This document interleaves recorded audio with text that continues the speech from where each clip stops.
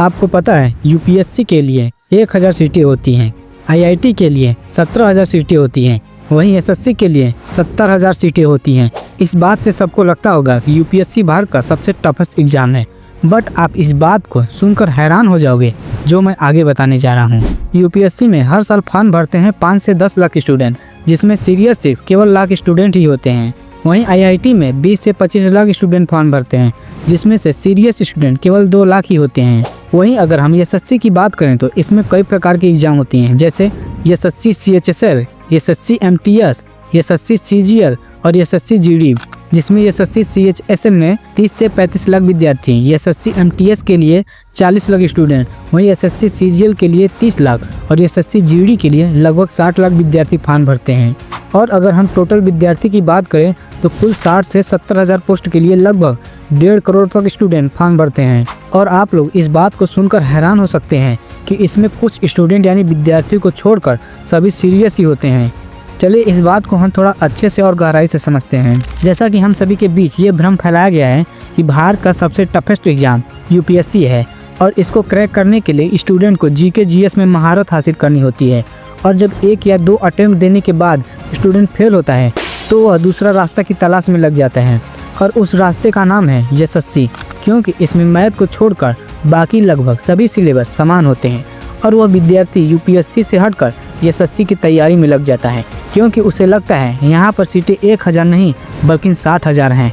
और ये काम कुछ आईएएस ऑफिसर ने भी किया है, जिन्होंने पहले एसएससी निकाला और फिर यूपीएससी निकाला, जैसे Hindi medium UPSC topper Ravi Siyal, जो एसएससी निकाले थे फिर 2021 में आईएएस बने।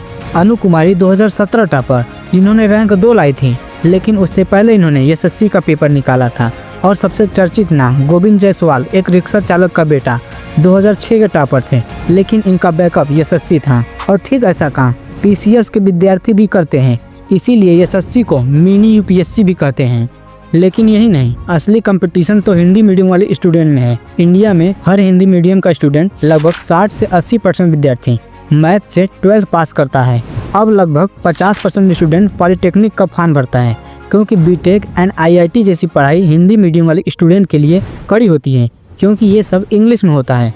तो लोग पॉलिटेक्निक करते हैं, जिसकी सैलरी 18 से 25,000 तक होती है। अब बात ज़्यादा सैलरी की आती है, क्योंकि एसएससी में सैलरी अच्छी पोस्ट पर 50,000 से 1 लाख रुपए होती है, और सिलेबस अगर जीके जीएस को छोड़ दिया जाए तो लगभग सेम ही रहता है।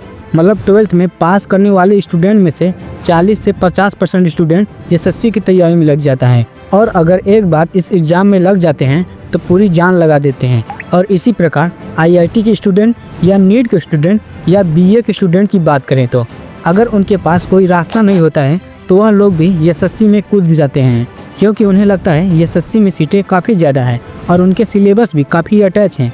मतलब इस बात से लगा सकते हैं कि एसएससी एक समुद्र है। यूपीएससी, आईआईटी और ग्रेजुएशन छात्र सभी नदी रूपी धारा में बहते हुए एसएससी एग्जाम में ही मिल जाते हैं, और यही लोग मिलकर एसएससी को भारत का सबसे टफेस्ट एग्जाम बना देते हैं। तो आप ही बताइए, नदी बड़ा या समुद्र? तो भारत का सबसे बड़ा कॉम्पिटिटिव एग्जाम यूपीएससी या आईआईटी कैसे हो सकता है? बाकी मैंने कुछ गलत बताई हो तो कमेंट में बता दीजिएगा, और उसका रिप्लाई ज़रूर दूंगा। और आपकी बात सही निकलेगी तो मैं आपकी कमेंट को इंस्टाग्राम स्टोरी पर पोस्ट करूंगा। बाकी जय हिंद, जय भारत।